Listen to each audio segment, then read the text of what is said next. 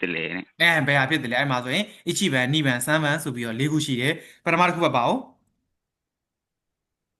ပထမတစ်ခုကဂျူတာခုစကူရူခိုချီ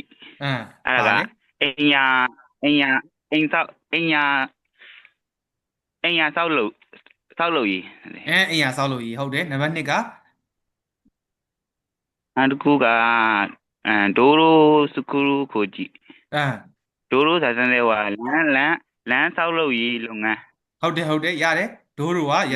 ခန်းချီခုရဲ့ဒိုးဘုတ်ခုရဲ့ဆိုပြီး2မျိုးရှိတယ်အဲ့ကြတော့အိမ်နေဘာတွေဆောက်လုပ်တဲ့ဟာဆိုရင်ခန်းချီခုမှန်တာနော်နောက်ကထပ်မှတ်မယ်သိသွားလဲပြီးရင်လမ်းနေတို့ရေကာတာတွေဆောက်လုပ်တဲ့ဟာကဒိုးဘုတ်ခုနော်အဲ့ဒါလေးကိုစိုင်းထက်နေဗလား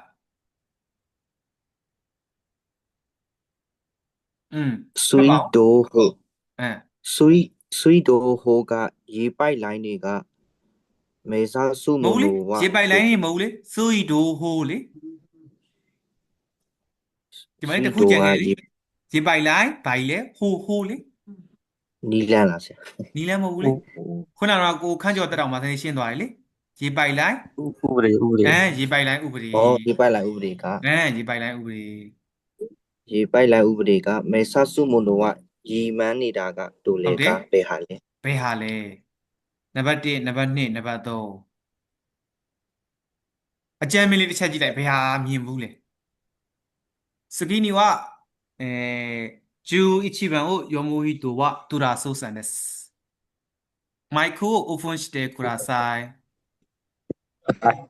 はい。11番を読んでください。あと水道、電話、インターネットなどに関わる個人に何と言うか。let's say gas ဒီပိုက်အဲ့တော့ phone internet စရှိတော့သက်စင်ဒီကိုကြည့်လို့ဘယ်လိုခေါ်လဲ ပဲကွာဘာလေးများပြောချင်တရားရှိသေးလဲမေးချင်တရားရှိသေးလဲရှိပါဘူးရှိတော့ရှိသေးပါကဲအဲ့ဆိုရင်ဒီမှာပဲဆင်းလိုက်တော့မယ်နော်ဟုတ်ပါဘူးအဲ့ဆန်းစိတပုံလေးတပုံလောက်ရိုက်ရအောင်ဟဲ့ဆိုင်ပြီ